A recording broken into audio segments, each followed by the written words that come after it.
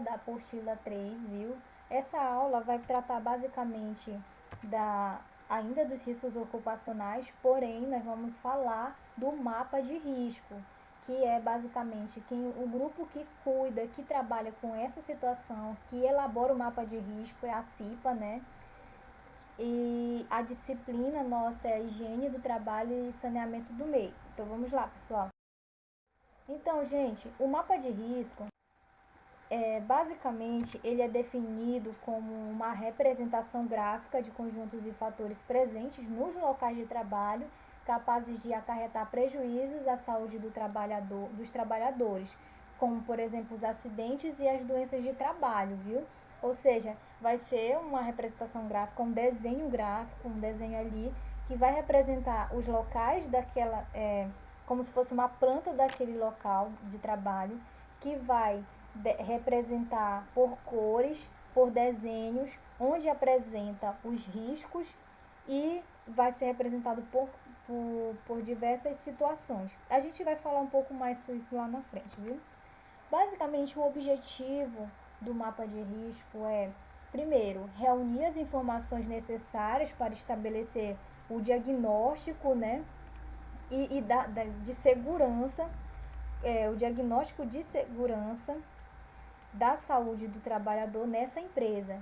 E também outro objetivo é possibilitar a duração de sua elaboração, a troca e a divulgação de informações entre os trabalhadores, bem como estimular a participação nas atividades de prevenção, viu? Ou seja, assim que elaborados os mapas de risco, é importante que os trabalhadores também saibam em qual local ali naquele estabelecimento representa o risco e que tipo de risco pode estar presente, tá?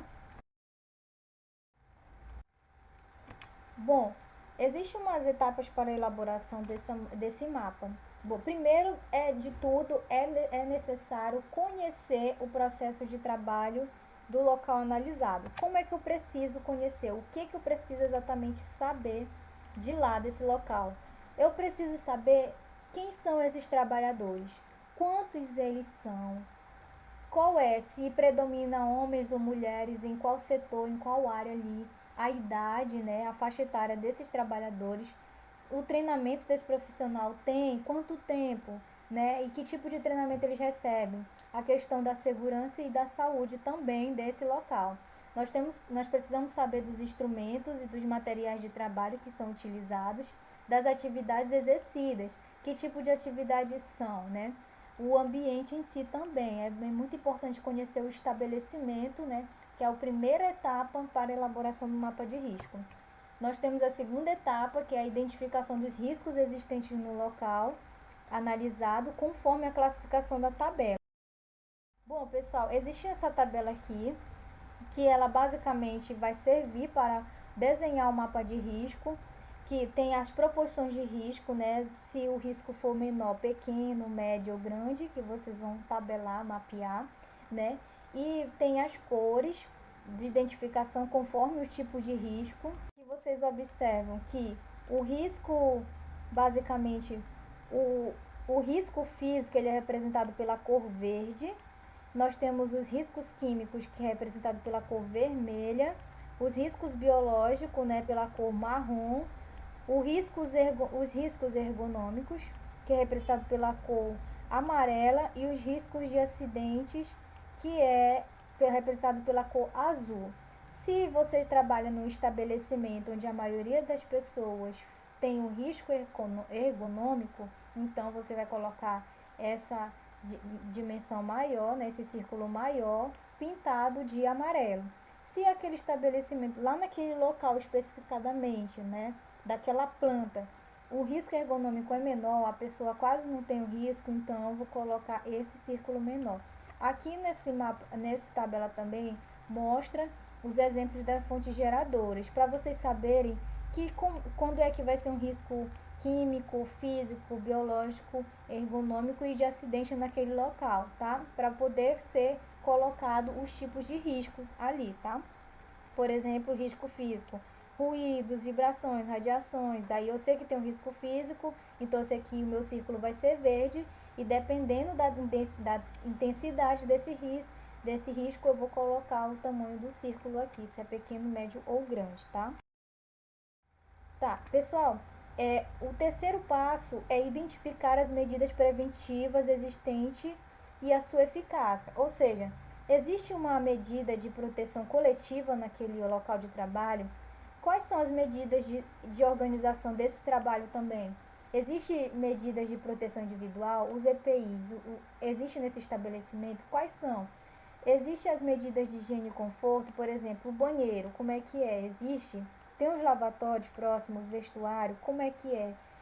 O armário, o bebedouro para esses profissionais, os refeitórios. Precisa saber quais são as medidas preventivas que são utilizadas, né? Porque às vezes a pessoa, por exemplo, entra em um risco químico e aí tem um lavatório próximo, entendeu? Ou seja, existe esse lavatório como medida preventiva, tá? Ou seja, o terceiro passo é identificar essas medidas já existentes naquele local. Nós temos o quarto passo, que é identificar os indicadores de saúde. Como assim? Bom, verificar quais são digamos assim, os riscos mais frequentes desses trabalhadores, né? Se eles têm uma proporção de riscos mais frequentes de riscos físicos, químicos ou biológico ergonômico. Os riscos de acidentes ocorridos nesse trabalho. Quantos acidentes, né? Porque essas empresas devem ter umas tabelas de doenças, de ocorrências de acidentes de trabalho, né? Tabelado ou anexado ali. E é importante saber esses riscos para poder prevenir outros futuros. Temos também a questão das doenças profissionais diagnosticadas já ali no momento presente e as causas mais frequentes da ausência do trabalho. O que está levando esse trabalhador a se ausentar muito? Porque às vezes são problemas de saúde que esse trabalhador está tendo, né?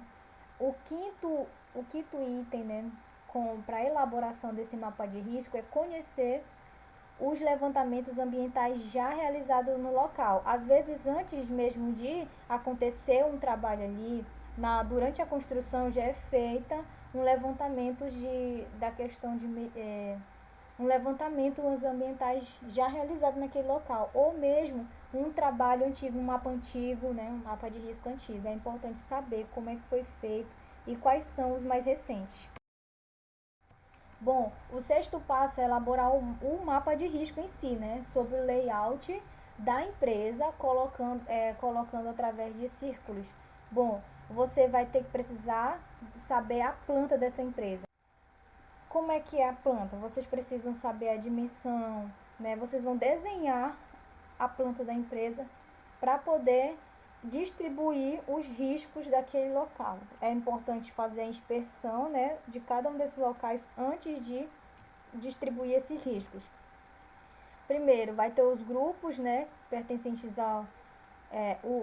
que pertence o risco de acordo com a cor padronizada que a gente falou agora há pouco, né? Se for verde é risco físico e tudo mais. O número de trabalhador exposto àquele risco também é importante saber. A especificação do agente, se é químico, né? Se for risco químico, tem que falar, é a sílica, né? Ou não, é o ácido sulfúrico que está trazendo esse risco químico ali para aquela pessoa. Se for ergonômico, então é a repetitividade, não, é um ritmo excessivo ali com aquela pessoa. E aí anotar dentro do círculo se necessário, né? E nós temos a intensidade do risco, que é feito dependendo do tamanho desses círculos, como eu falei lá atrás.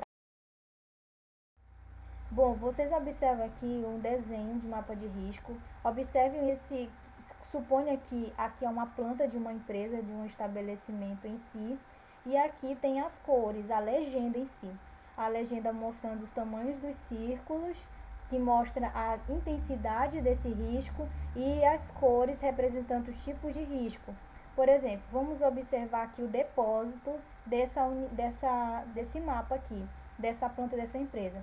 Nós temos um círculo vermelho e um círculo verde e um amarelo. Então, quer dizer que esse vermelho nós temos risco químico aqui, como vocês observam. Verde, então vou ter risco físico, e amarelo, então vou ter risco ergonômico. E mostra então nesse mapa que eu vou ter um risco médio de risco físico e químico e menor ainda o de risco ergonômico. Por quê? Subentende-se que se é um depósito, a pessoa não vai ficar muito tempo ali. O risco ergonômico provavelmente é para pegar algum material que está ali guardado nesse depósito, tá? A forma de pegar esse material. E é por isso que é um pequeno o risco. Outra coisa aqui, nós observamos a cozinha, né? Aqui mostra risco mecânico, é um risco pequeno. A gente observa também em outras regiões aqui, nós temos os banheiros masculino e feminino, que estão em cor de marrom, que representa o quê?